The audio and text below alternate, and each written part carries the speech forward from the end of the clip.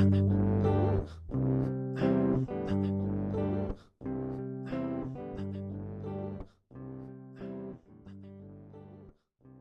let's take a very quick look at settings, which are inside of this little cog icon right here, this little gear icon. You go to settings, and inside of settings drop down, there's actually a settings button right there. You click on that, and each of the different menu options are listed along the top, and you can see if you click on them, your options in the panel below change considerably. But we're going to go through general and accounts during this session, and that's it. The very first one is related to language. We're not going to mess with that. Second one is maximum page size. The maximum page size just means how many stringed emails, how many different email conversations are you going to see in one single page, so that you could scroll down. You could obviously change this to be 100 or as low as 10. But if you change it down to 10, you keep having to hit the next button to go to the next page of conversations. It does keep it nice and tight, and on one screen, if you do that, 50 is pretty comfortable realistically, but 100 might be more like what you're looking for. Then we have the keyboard shortcuts by default is turned off. That means that while you're in your mail, if you hit any of your keyboard options, the keyboard shortcuts, even if they're supposed to be associated, will not function. If you want to use them, you would just hit this radio button and turn the keyboard shortcuts on. If you don't know what they are, you can either watch the video coming up here pretty soon, or you can even get ahead of the curve and click this Learn More button right here and cheat and get to right here where you have all of the different shortcuts, what they do, and how to execute on them. Let's go back to settings now and just take a little bit more of an in-depth look at external content. External content are images, really. That's really what it's talking about. So when you get an email from ESPN, Pottery Barn, or what have you, Starbucks, and they have those images embedded directly into the email, you can say, I always want to display external content, provided I have set them up as a trusted sender. That's the key right there, is that you want them to be a trusted sender. So you are actually able to, as emails start coming in, as mark people as, or institutions or emails as being trusted. And then from then on, if you get those emails from those same people, they are automatically going to display the images. Obviously, your second option is to say, I always want you to ask me whether or not I want to display the images. Down here, browser connection, you can learn more about this, but realistically, it's a moot point. It's not that big of a deal, to be completely honest, unless you're really worried about if your browser connection when you're in your mail is through a secure socket. But most of the time when you're working through a school or an institution that has decent network setups, you shouldn't have to worry about this too terribly much. But if you're doing this from home, I suppose you could say always use the HTTPS, that secure socket piece. Down here we have default reply behavior. This can be very convenient to pick reply all, but honestly, it can also be very scary or creepy, because if someone sends you an email and a whole bunch of people are carbon copied on it, or a whole bunch of people are in the to line, every single time you hit the reply button, it defaults to reply all, and you may not want to do that. You'll see that you're going to be given the option when you're replying to reply all, so there's really not too terribly big of a need to do the reply all. Conversation view, this just means that this is the Gmail version. I highly recommend you don't turn this off. If the threaded view, where you can see all the different emails stacked on top of each other, does start to bother you for some strange reason, you certainly can turn it off. But then we go down to send and archive. These you can take a look at. You can even learn a little bit more about what they mean. But honestly, the hide right here is a perfectly adequate setting. The next part right here is the stars section. And by default, you only use one star at a time. However, you can add it so that there are 4 different star types that you can mark your emails with. This is a way to categorize and manage your content. And there's a video actually coming up that's all about managing your content. This is one of the neat ways to be able to manage your content. You could even employ all of the stars right here by clicking on that. But let's go back to 1 star and see that you actually can even manage, if you pull each individual item up here, you can manage what you want to use individually by just clicking and dragging things into place. You can even shuffle what order you want them in by doing that. Down here now we have desktop notification. If you're a teacher or someone that's going to present or talk with people in public, I typically say leave your notifications off, especially your chat notifications, your mail notifications. This just means that something's not going to pop up on your desktop while you're teaching. If you have it on, and you are teaching, or if you're up presenting someplace, every time somebody emails you, a notification will pop up on the screen. We don't really like that. It's decent for the office, but not for a presentation style. Buttons and labels, you can choose between icons or text. My picture. Right here is where you're going to upload your profile picture. And let me just show you what a profile picture looks like after you actually upload it.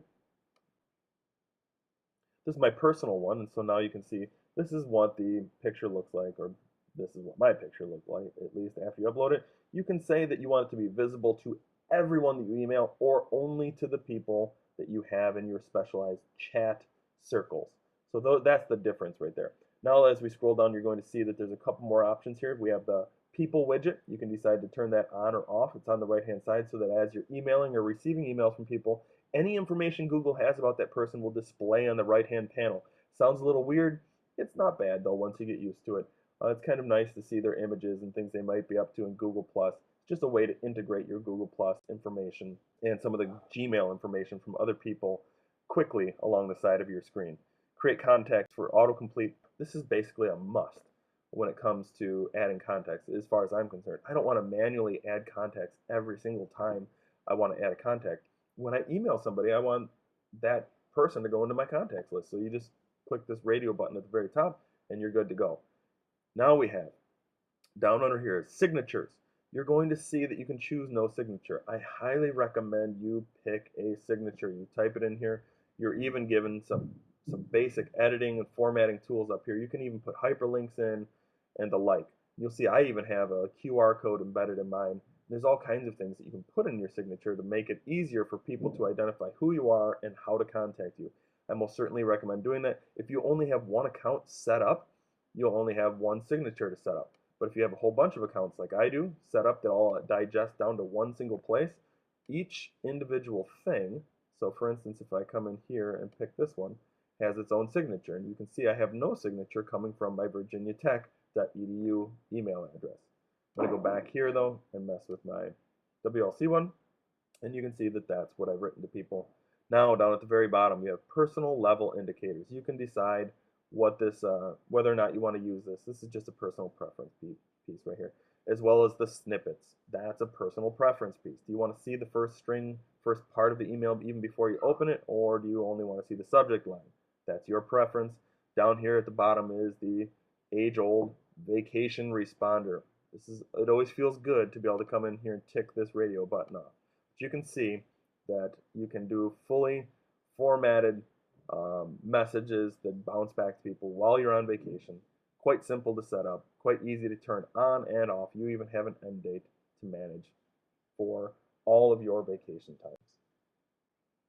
Now let's take a look at the accounts and imports. You might have wondered, how in the world did I get all of these different accounts right here associated with my Gmail? Well, I did that through the account setting. The account settings looks like this. If you want to change your Google account, you can come in here, and that's talking about your globalized Google account, not just your Gmail account. Google is so much more. It's all of these things up here along the top of your bar, and all of these things as well. It's your entire Google account, and you can manage all of your settings behind this door right here.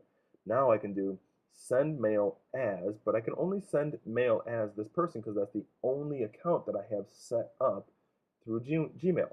But I can actually add another email address. So I can be on my school email and I can send as if I'm from my personal email by going through this process of setting up this secondary email. I put in my other email address and I run through a system right here. So I'll just put this in. There we go. Okay, and next step. And now it says, all right, do I want to go through this SMTP server, or do I actually just want to go the easier route? I promise you the easier route is probably what you want to pick. It works just fine. You go to the next step. What happens is it sends a verification code to that email. You go into the email, you fetch that verification code, and then you come back here and you type that information in right here. You click verify, and voila, you have multiple email addresses set up. This one says unverified because I have not verified it yet with that certificate or that little verification strand. But once you do, then you have multiple emails that you can send from, and then you would need to go down here and set up different signatures for those different accounts. Back to accounts, just the very last thing right here I have, add a POP3 mail account um, of your own. These are basically the same thing. One is an IMAP and one's a POP3, and in the videos right after this you're going to see the differences between POP3 and IMAP. And so that's what this is talking about up here as well, where it says forwarding, POP, and IMAP.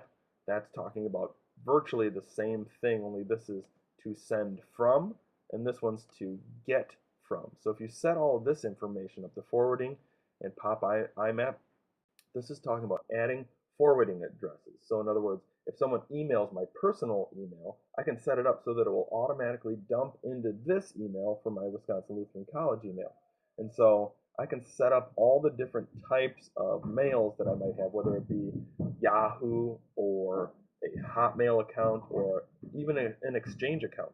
And each of those different kinds of accounts may be different things. But you can see right down here it says POP. POP types would be Outlook, Eudora, Netscape Mail, and other types like Outlook and iPhone information would be IMAP because those both push and pull. POP only pushes. And so that's the difference between these. And this is how you set up incoming information. Here is how you set up outgoing information. And here is how you manage most of the general pieces of your Gmail.